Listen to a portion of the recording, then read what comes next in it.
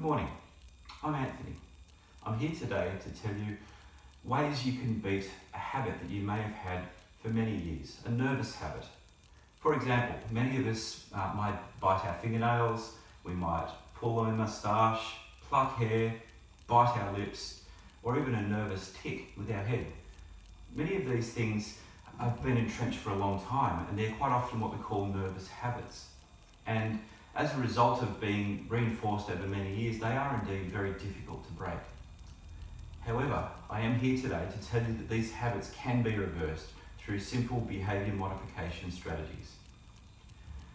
Why do we have these nervous habits, you might ask? Well, many habits that we develop over our life result from, the ABCs of our behaviour. A is often what we call the antecedent, something that happens before our behaviour. It might be we're nervous, we might be bored. Whatever the case, quite often it's a nervous thing, then that's our antecedent, that there's some sort of tension that we have. Our behaviour might be biting our nails. Okay, so that's the B of behaviour modification. C is the consequence. And when we bite our nails, we often get a release of tension, and that in itself reinforces the behaviour. So this cycle repeats itself many times. We feel nervous, we bite our nails, and as a result we get a tension release. And this tension release reinforces the behaviour. As a result, these habits become very, very difficult to break over time. As I said today, there are some simple strategies that we can use that if you're committed to reversing some of these long-term habits, that they are very possible. We use 1, 2, 3, 4, a 4-step process in behaviour modification to reverse a nervous habit. First of all, awareness training. Awareness training is basically providing a background, everything we know that happens before we bite our nails, for example, if that's the habit we're trying to break. It might be we keep a log, just a simple table of dates, times, location where we are, who we're with, and most importantly, how we're feeling before we bite our nails. And what this awareness training is basically providing a baseline or background. Generally speaking, it's a week long. We're not asking you to, we're not at this stage trying to reverse the behaviour, we're just simply being aware of what's going on. However, you might find that if you participate in this awareness training, because you're more aware of or you become more aware of what happens when we do our nervous behaviour, then you might find the frequency of our nervous behaviours or habits reduces anyway. But basically, we're trying to provide a background. Once we know what happens when we might bite our nails, then what we need to do is train ourselves to, instead of biting our nails, we replace the nail biting behaviour with something that's similar but non-problematic. It might be whenever we feel nervous, okay, so the A, antecedent, we might feel nervous, then we're about to bite our nails, we realise we're about to bite our nails, so what we can do is hold on to a pen, pencil, stress ball, or even put our hands in our pockets, for instance. What we need to do is occupy the same muscle groups that we use when we're biting our nails.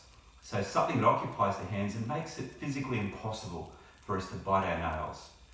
And secondarily, we need to maintain that behaviour until there has been some sort of a tension release. Typically 1 to 3 minutes where we might grasp something or a stress ball until we're mindful that stimulus has dissipated. So that's our competing response training. Also, we need to involve our friends in our support networks. Once we have decided to kick our nervous behaviour or our nervous habit, we tell our friends, we tell our families, hey, I'm trying to stop biting my nails. That can do a few things. First of all, it's good for ourselves. Okay, we've announced to the world that we are going to reverse our nervous behaviour, and that is a form of commitment in itself. Secondarily, our support network can inform us when we're about to bite our nails, for instance, or whether we might actually be biting our nails and we're not necessarily aware of it. Our mind is elsewhere, we're nervous, we might be doing that particular habit. But we make sure we log the frequencies of our nervous behaviour. Most importantly for our social network or our support network is that they can provide praise. If you provide photographs, for instance, or you can show some nails, they can say, well done. And that for us, for most of us, praise from our friends and family provides the reinforcement that actually says we're doing a good job, keep going with it. Finally, we need to stay motivated on our task. If you've endeavoured in this entire process, then yes, you're probably already motivated to change that habit that you have long thought of as problematic. But we also need to be kind to ourselves. We need to reward ourselves that we're achieving our goals. There might be a simple daily routine that you do, and just if you haven't bitten your nose, or if the decrease is clear, we are starting to solve our problem or our habit behaviour, then we reward ourselves with whatever we normally would. Okay, maybe it might be that little chocolate that we have at the end of the day. It might be going out to dinner once a week with some friends and family. It might be simply giving yourself a bit of a break from work or study or whatever it may be. But we need to stay motivated. We need to reinforce that our competing response is working. Okay, and similar as our consequence over here, which might have been biting our nails, relieves nervous tension and reinforces that behaviour, then we also make sure that our positive reinforcement, our praise, our own personal pats on the back, basically reinforces the competing response. Okay? It's not a bad idea to keep a chart or a table over the 4 or 5 weeks that we do this general procedure. So you can see your progress, you can see that you are winning the race, okay? Then that you're on the right track.